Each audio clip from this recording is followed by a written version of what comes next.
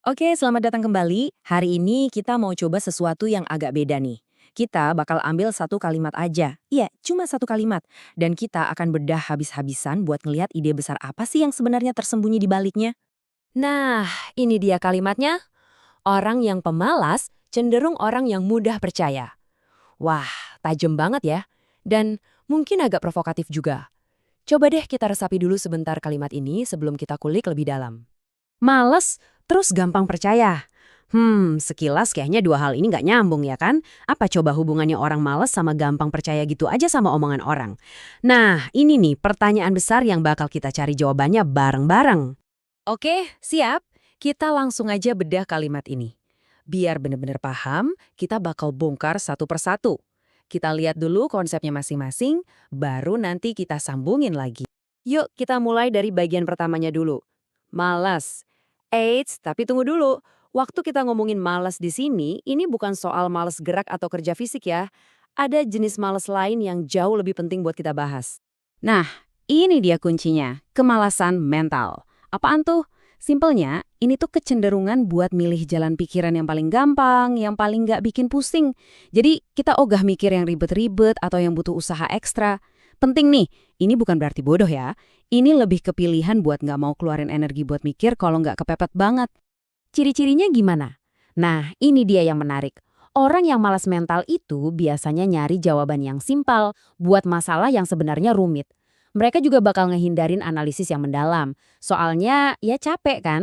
Jadi mereka lebih suka jalan pintas, kayak baca judul beritanya doang atau lihat ringkasannya aja. Dan yang paling krusial, mereka itu malas banget buat nge-challenge atau mempertanyakan lagi keyakinan yang udah mereka pegang. Kenapa? Ya karena proses itu butuh energi pikiran yang gede banget. Oke, bagian malasnya udah kebayang ya. Sekarang kita pindah ke sisi satunya lagi. Apa sih sebenarnya maksud dari mudah percaya itu? Gampangnya, mudah percaya atau gullibility itu ya kecenderungan buat ngelen informasi mentah-mentah sebagai kebenaran tanpa ngecek dulu buktinya atau mikir kritis.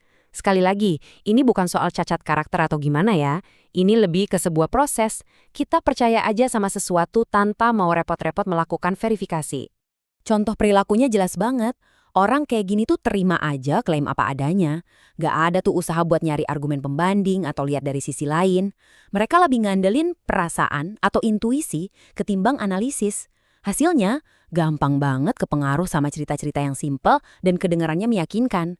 Nah, udah mulai kelihatan kan benang merahnya di mana? Nah, ini dia nih bagian puncaknya. Kita udah paham soal malas mental dan mudah percaya secara terpisah. Sekarang pertanyaannya, gimana caranya yang satu bisa nyebabin yang satunya lagi? Jembatannya di mana? Slide ini ngejelasinnya dengan pas banget. Coba lihat perbandingannya. Jadi orang skeptis itu kerja keras, butuh energi buat nanya, buat ngecek sumber, buat nggak langsung ambil kesimpulan. Sebaliknya, nerima gitu aja. Itu jalan yang gampang, hemat energi, nggak perlu nanya-nanya, dan kita bisa cepat dapat kesimpulan. Jadi, intinya apa? Intinya, ini soal milih jalan yang paling enteng, yang hambatannya paling kecil.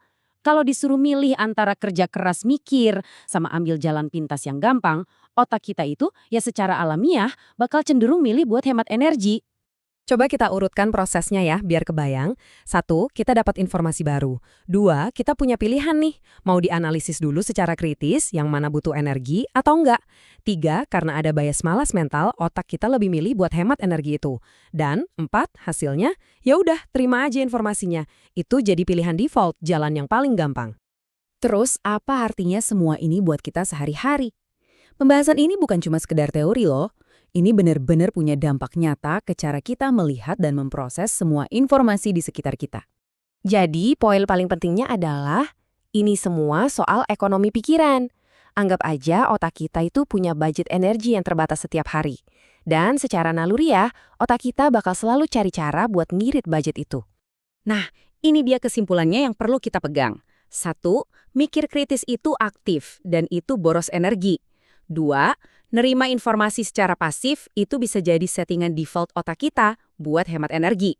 Jadi, kalimat di awal tadi, orang males gampang percaya, itu sebenarnya bukan ngejudge orang, tapi lebih ke observasi tentang gimana sih cara otak kita mengatur pengeluaran energinya. Sebagai penutup, saya mau kasih satu pertanyaan buat kita renungkan sama-sama. Kalau kurangnya usaha mikir bisa bikin kita percaya sama sesuatu, coba bayangin deh, apa yang bisa kita capai kalau kita sengaja berusaha lebih keras? Apa yang bisa kita pahami, kita ciptakan, atau bahkan kita ubah kalau kita secara sadar memilih jalan pikiran yang lebih menantang? Coba dipikirin.